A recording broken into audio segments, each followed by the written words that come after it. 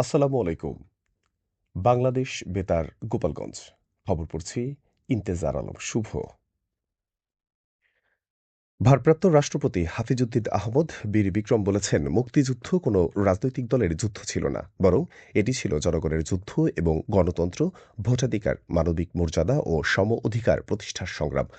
গতকাল ঢাকার কুর্মিটোলা গলফ ক্লাবে বাংলাদেশ লিবারেশন ওয়ার্কোর্সেস ফাউন্ডেশনের ৫৪তম কমিশনিং ফেলোশিপ ডে অনুষ্ঠানে প্রধান অতিথির বক্তব্যে তিনি এসব কথা বলেন। রাষ্ট্রপতি বলেন, মুক্তিযুদ্ধের অসংখ্য ঘটনা, ত্যাগ ও বীরত্বগাথা এখনও যথাযথভাবে ইতিহাসে স্থান পায়নি। এসব ইতিহাস সঠিকভাবে লিপিবদ্ধ করে নতুন প্রজন্মের সামনে তুলে ধরতে হবে।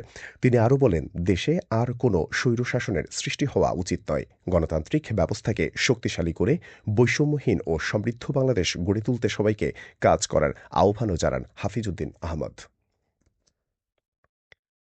টেকসই গণতন্ত্র প্রতিষ্ঠায় স্বাধীন, দায়িত্বশীল ও শক্তিশালী গণমাধ্যমের বিকল্প নেই বলে মন্তব্য করেছেন স্থানীয় সরকার, পল্লী উন্নয়ন ও সমবায় মন্ত্রী মির্জা ফখরুল ইসলাম আলমগীর।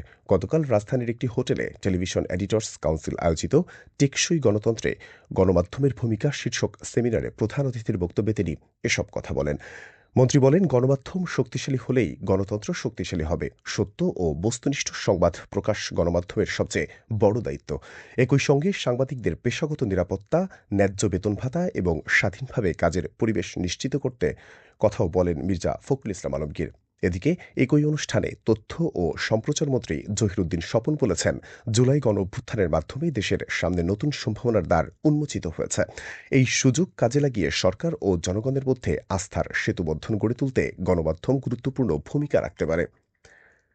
তিনি বলেন, সরকার গণমাধ্যমের মালিকপক্ষ ও বিজ্ঞাপনদাতাদের মধ্যে কার্যকর সমন্বয় প্রতিষ্ঠা করা গেলে গণমাধ্যমের ভূমিকা আরও শক্তিশালী হবে। তথ্যমন্ত্রী বলেন, জনগণের কথা তুলে ধরা, সঠিক তথ্য প্রকাশ এবং সরকারের কর্মকাণ্ড সম্পর্কে মানুষকে অবহিত করার মাধ্যমে গণমাধ্যম, সরকার ও জনগণের মধ্যে আস্থার সম্পর্ক আরও দৃঢ় হবে।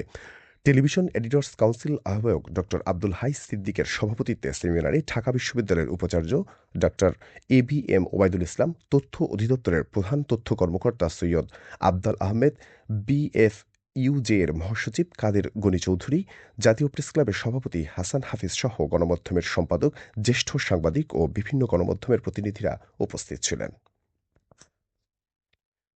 স্বরাষ্ট্রমন্ত্রী সালাউদ্দিন আহমেদ বলেছেন, সমুদ্র সম্পদ ও সমুদ্র বন্দরকে যথাযথভাবে কাজে লাগাতে পারলে বাংলাদেশ বিপুল রাজস্ব আয় করতে সক্ষম হবে। গতকাল কক্সবাজার উন্নয়ন কর্তৃপক্ষের আবাসিক ফ্ল্যাট উন্নয়ন প্রকল্পের উদ্বোধন অনুষ্ঠানে প্রধান অতিথির বক্তব্যে তিনি এসব কথা বলেন। স্বরাষ্ট্রমন্ত্রী বলেন, কক্সবাজারের পর্যটন সম্ভাবনাকে কাজে লাগিয়ে দেশের অর্থনীতিতে বড় অবদান রাখা সম্ভব। তবে প্রকৃতি ও পরিবেশ সংরক্ষণ করেই পর্যটনের উন্নয়ন করতে হবে, শুধু অবকাঠামো নির্মাণ নয়। কক্সবাজারের দীর্ঘ সমুদ্র সৈকতকে ঘিরে সমন্বিত পরিকল্পনা নেওয়ার কথাও বলেন তিনি। তিনি জানান, সামুদ্রিক শিক্ষা, গবেষণা ও দক্ষ মানব সম্পদ তৈরিতে কক্সবাজারে একটি মেরিন ইউনিভার্সিটি প্রতিষ্ঠার পরিকল্পনা রয়েছে। পরে তিনি ৫০০ শয্যার কক্সবাজার মেডিকেল কলেজ হাসপাতালের নতুন ভবনের ভিত্তিপ্রস্তর স্থাপন করেন। প্রধানমন্ত্রীর স্বাস্থ্য বিষয়ক বিশেষ সহকারী ড এস এম জিয়াউদ্দিন হায়দার বলেছেন, জনগণের দোরগোড়ায় প্রাথমিক স্বাস্থ্যসেবা পৌঁছে দিতে দেশের প্রতিটি ইউনিয়নে একটি করে প্রাইমারি হেলথ কেয়ার ইউনিট প্রতিষ্ঠার পরিকল্পনা নিয়েছে সরকার। গতকাল বরিশালের একটি হোটেলে আয়োজিত মাল্টি সেক্টরাল অ্যাডভোকেসি সভায় প্রধান অতিথির বক্তব্যে তিনি এ কথা বলেন। জিয়াউদ্দিন হায়দার বলেন, স্বাস্থ্যসেবা কোনো বিশেষ সুবিধা নয়, এটি প্রতিটি নাগরিকের মৌলিক অধিকার। এ অধিকার নিশ্চিত করতে চালু করা হবে ডিজিটাল স্বাস্থ্য কার্ড। এর মাধ্যমে নাগরিকদের স্বাস্থ্য সংক্রান্ত তথ্য নিরাপদে সংরক্ষণ করা হবে এবং দেশের যেকোনো স্বাস্থ্য প্রতিষ্ঠানে দ্রুত চিকিৎসা সেবা পাওয়া সহজ হবে। তিনি বলেন, রোগ হওয়ার পর চিকিৎসার চেয়ে রোগ প্রতিরোধ ও প্রাথমিক পর্যায়ে স্বাস্থ্যসেবা নিশ্চিত করা বেশি কার্যকর ও সাশ্রয়ী। তাই প্রাইমারি হেলথ কেয়ার ব্যবস্থাকে আরও শক্তিশালী করতে সরকার গুরুত্ব দিয়ে কাজ করছে বলেও জানান জিয়াউদ্দিন হায়দার। খেলার খবর, ফুটবল।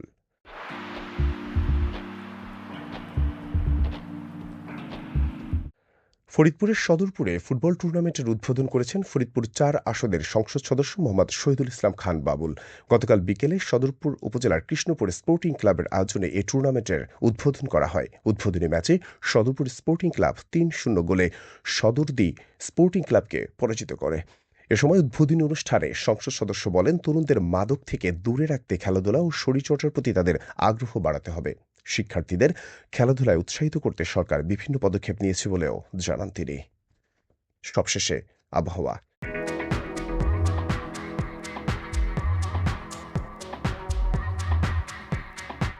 আজ বেলা ১টা পর্যন্ত আবহাওয়ার পূর্বাভাসে বলা হয়েছে, দেশের অভ্যন্তরীণ নদীবন্দরসমূহের জন্য কোনো সতর্কবার্তা নেই এবং কোনো সংকেতও দেখাতে হবে না। খবর শেষ হলো। আমাদের পরবর্তী খবর প্রচারিত হবে আগামীকাল সকাল ৮টা বেজে ৩০ মিনিটে বাংলায়।